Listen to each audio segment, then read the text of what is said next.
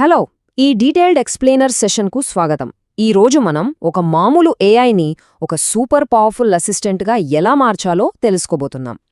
దానికోసం మనకు కావలసిన 3 అత్యంత కీలకమైన మోడల్ కాంటెక్స్ట్ ప్రోటోకాల్, అదేనండి ఎంసీపీ ప్రిమిటివ్స్ గురించి మాట్లాడుకుందాం. ఇవి ఎలా పనిచేస్తాయో తెలిస్తే మనం డెవలప్ చేసే ఏఐ అప్లికేషన్స్ రేంజ్ కంప్లీట్గా మారిపోతుంది. ఒక ఆసక్తికరమైన విషయంతో స్టార్ట్ చేద్దాం. చాలామంది డెవలపర్స్ చేసే అతి పెద్ద పొరపాటేంటో తెలుసా? వాళ్ళు ఏఐకి కేవలం టూల్స్ మాత్రమే ఇచ్చి వదిలేస్తారు. అంటే దానికి కొన్ని పనులు చేసే సామర్థ్యం మాత్రమే ఇస్తారు, కానీ మిగతా 2 పవర్ఫుల్ ప్రిమిటివ్స్ని అస్సలు పట్టించుకోరు. ఇలా కేవలం టూల్స్పైనే ఆధారపడటం వల్ల ఆ ఏఐకి ఉన్న అసలైన పొటెన్షియల్ని మనం పూర్తిగా వాడుకోలేకపోతున్నాం. అసలు ఈ ఎంసీపీ అనేది ప్రధానంగా 3 రకాల సామర్థ్యాలను మనకు అందిస్తుంది. అవే టూల్స్, రీసోర్సెస్ మరియు ప్రాంప్ట్స్. సింపుల్గా చెప్పాలంటే టూల్స్ అంటే యాక్షన్స్ చేయడం, రీసోర్సెస్ అంటే అవసరమైన డేటాను చదవడం, ఇక ప్రాంప్ట్స్ అంటే ఏఐకి ఒక స్ట్రక్చర్డ్ గైడెన్స్ ఇవ్వడం. ఈ 3 కరెక్ట్గా కలిస్తేనే ఒక పర్ఫెక్ట్ సిస్టమ్ తయారవుతుంది. ఇదంతా వినడానికి కొంచెం టెక్నికల్గా ఉంది కదా? సరే, మన రియల్ లైఫ్లోని ఒక బెస్ట్ ఎగ్జాంపుల్ తీసుకుందాం.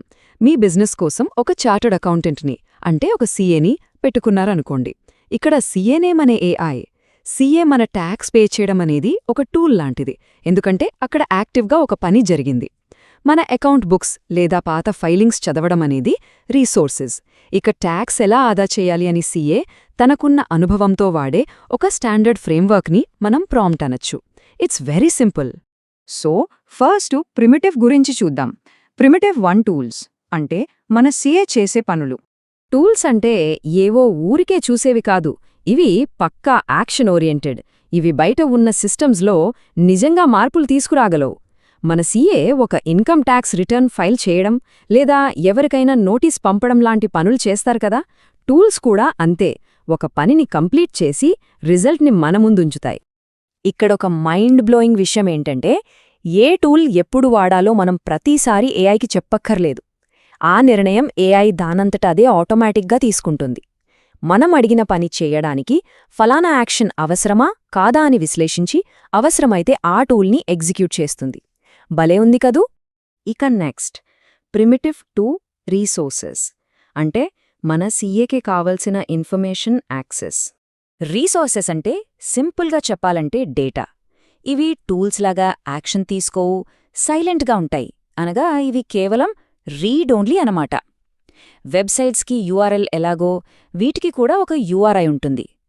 మన company financial data, client database లేదా పాత రూల్ బుక్స్ ఇవన్నీ కూడా రీసోర్సెస్ కిందే వస్తాయి. దీనివల్ల అసలు యూజ్ ఏంటి అని మీకు డౌట్ రావచ్చు. ఇవి ఏఐకి కరెక్ట్ కాంటెక్స్ట్ ఇస్తాయి, అంటే గాలిలో మాటలు కాకుండా పక్కా ఫ్యాక్ట్స్తో మాట్లాడేలా చేస్తాయన్నమాట.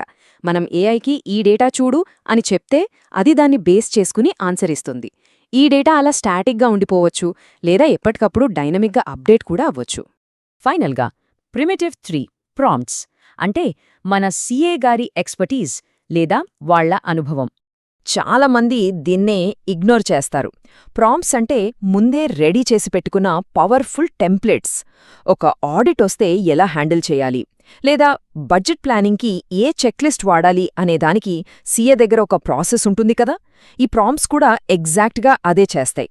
ఇవి ఒక టాస్క్ని ఎలా బెస్ట్గా హ్యాండిల్ చేయాలో ఏఐకి గైడెన్స్ ఇస్తాయి. ఇక్కడొక చిన్న ట్విస్ట్ ఉంది చూడండి. టూల్స్ని ఏఐ ఆటోమేటిక్గా వాడుకుంటుంది అని ఇందాక అనుకున్నాం కదా, కానీ ప్రాంప్ట్స్ అలా కాదు. వాటిని మనమే డైరెక్ట్గా సెలెక్ట్ చేయాలి. స్లాష్ కమాండ్స్ వాడి మనం కాల్ చేయాలి.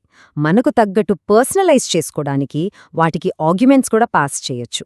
సిస్టమ్ ఆర్కిటెక్చర్ డిజైన్ చేసేటప్పుడు స్టార్టింగ్లో ఒక తప్పు చేస్తుంటారు. ప్రతి చిన్న పనికే టూల్స్ వాడేస్తుంటారు. కేవలం డేటా చదివి చూపించడానికి టూల్ వాడటం అనేది ఖచ్చితంగా రాంగ్ డిజైన్. స్క్రూ డ్రైవర్తో మేకు కొట్టకూడదు కదా. అలాంటి పనులకు రీసోర్సెస్ వాడాలి. అప్పుడే మీ డిజైన్ పర్ఫెక్ట్గా ఉంటుంది. మరి ఈ 3 ప్రిమిటివ్స్ని ఒకేసారి వాడితే ఆ వర్క్ఫ్లో ఎలా ఉంటుందో తెలుసా? చూడండి. ఫస్ట్ స్టెప్గా అసలు డేటా ఏంటి అని అర్థం చేసుకోవడానికి ఒక రిసోర్స్ని చదువుతాం.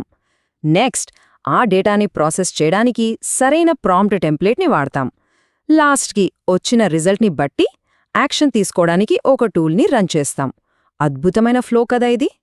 సో ఇప్పటివరకు మనం మాట్లాడుకున్నదంతా సింపుల్గా సమరైజ్ చేసుకుందాం. ఏదైనా యాక్షన్ జరుగుతుందా? అది ఖచ్చితంగా టూల్. కేవలం ఇన్ఫర్మేషన్ చదువుతున్నారా? అయితే అది రీసోర్స్. ఒక స్ట్రక్చర్డ్ అప్రోచ్ లేదా నైపుణ్యం కావాలా?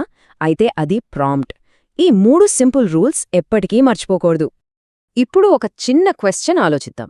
ఒక కంపెనీకి మంత్లీ ఫైనాన్షియల్ రిపోర్ట్ జనరేట్ చేయాలి. మరి దీనికి ఏది వాడతారు? కొంచెం ఆలోచించండి. డేటా చదవాలి, దాన్ని ఒక ఫార్మాట్లో పెట్టాలి, అండ్ రిపోర్ట్ క్రియేట్ చేయాలి. ఈ ప్రాసెస్లో ఏ ప్రిమిటివ్ ఎక్కడ పర్ఫెక్ట్గా సెట్ అవుతుందో ఊహించండి. మీరు గెస్ చేసింది కరెక్టే. 3 కాంబినేషన్ అవసరమవుతుంది. ఫైనల్గా ఈ ఒక్క మాట ఎప్పుడు గుర్తుంచుకోండి. టూల్స్, రీసోర్సెస్, ప్రాంప్ట్స్ ఈ 3 కరెక్ట్గా డిజైన్ చేసి వాడితేనే మనకొక ట్రూలీ పవర్ఫుల్ ఏఐ అసిస్టెంట్ తయారవుతుంది. కేవలం పనులు చేసే టూల్స్తో ఆగిపోకుండా చదవడానికి సరైన డేటాని, ఆలోచించడానికి సరైన ప్రాంప్ట్ని కూడా ఇవ్వాలి. అప్పుడే మనం డిజైన్ చేసే ఏఐకి కేవలం చేతులు మాత్రమే కాదు, ఒక అద్భుతమైన మెదడు కూడా ఇచ్చినవాళ్లమవుతాం. మళ్ళీ ఇంకో ఇంట్రెస్టింగ్ టాపిక్తో కలుద్దాం.